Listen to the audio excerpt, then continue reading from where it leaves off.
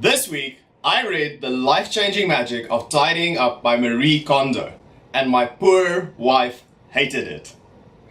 The reason that she hated it is because I wanted to try everything in this book immediately, and we ended up with two massive piles of clothes in our house. I first heard about this book from a friend who said that he used it to get rid of all the clutter in his house. Then Tim Ferriss did a podcast with her, and when I looked this book up in Amazon, I saw that it had almost 12,000 reviews and an average rating of 4.5. Her basic method is really easy. You take all of your clothes and put them in one big massive pile. You then pick up each piece of clothing one by one and you ask yourself a very simple question. Does this spark joy? If it does, you keep it. And if it doesn't, you throw it away. We should only be surrounded by things that spark joy in our lives. We keep on gathering and gathering stuff and never dispose of it, which causes all of us to have cluttered homes and cluttered lives. It's really surprising to see how much stuff you have that you haven't used in ages. Stuff like these pants that I bought 3 years ago and I've never worn them, but they're like brand new. And what Marie suggests in her book is that things like this, you should let go of them and donate them to charity or give them away. It must suck for this pair of pants to sit in my closet for 3 years and not be worn.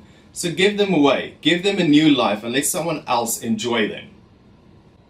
She also gives some really interesting tips in her book. Apparently you shouldn't ball your socks like this, which I've been doing my entire life. Balling your socks like this stretches them out, and that's why they slide down your legs. What you should do is to fold them neatly and stack them standing up in your drawers. She also says that you shouldn't stack your clothes like this. You can't even see what's at the bottom of the stack. You should take them and stack them neatly like this inside a drawer. It's insane to see how much stuff you can fit in a drawer when you stack it like this. The interesting thing about this book and the exercise of tidying up is that it's actually a metaphor for life. We all struggle to decide what we like and what we don't like in our lives, even what we want to do with the rest of our lives.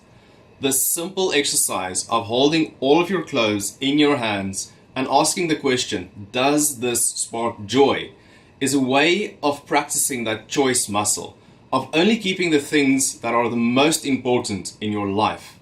And that is something that can add value to anyone.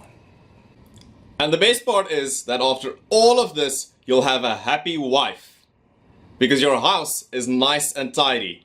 That's it from me for this week. See you again next week with my next book summary.